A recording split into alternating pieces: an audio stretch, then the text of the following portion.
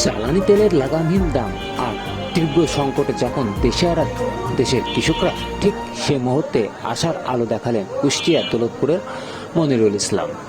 ফেলে দেওয়া পোড়া মোবাইল থেকে তিনি তৈরি করেছেন বিকল্প জ্বালানি তেল, যা দিয়ে অনায়াসে চলছে সেচ পাম্পের ইঞ্জিন।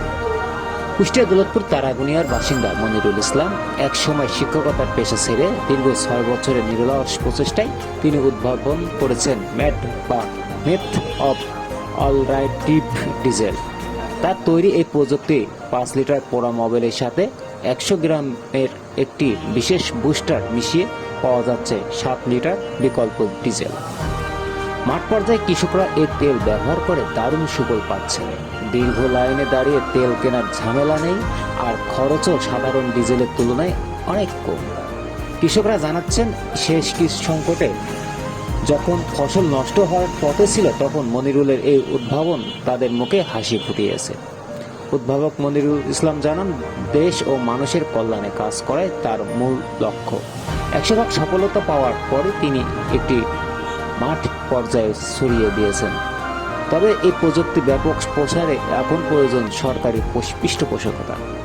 উপজেলা প্রশাসন ও কৃষি বিভাগ এই উদ্ভাবনটি ইতিবাচক হিসেবে দেখছে। বর্তমান জ্বালানি সংকট মোকাবেলায় এই কৃষকদের দুর্দশায় লাঘবে এই প্রযুক্তি বড় ভূমিকা রাখবে বলে আশা করছেন সংশ্লিষ্ট কর্মকর্তারা। তাজা সংবাদ, কুষ্টিয়া।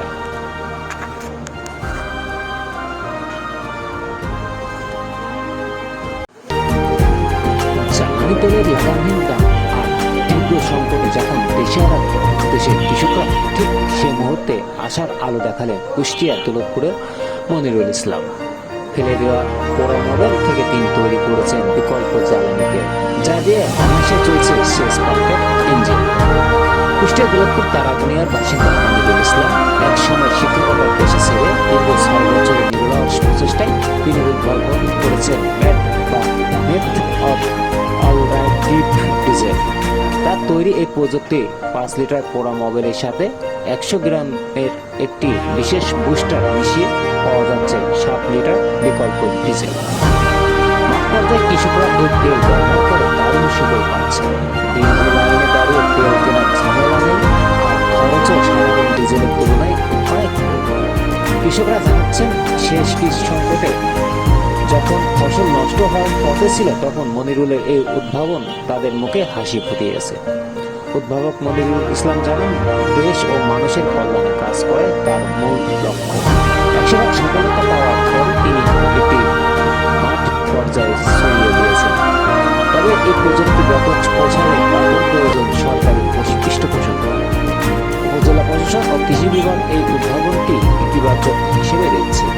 বর্তমান জ্বালানি সংকট মোকাবেলায় এই কৃষকদের দুর্দশায় লাঘবে এই প্রযুক্তি বড় ভূমিকা রাখবে বলে আশা করছেন সংশ্লিষ্ট কর্মকর্তারা।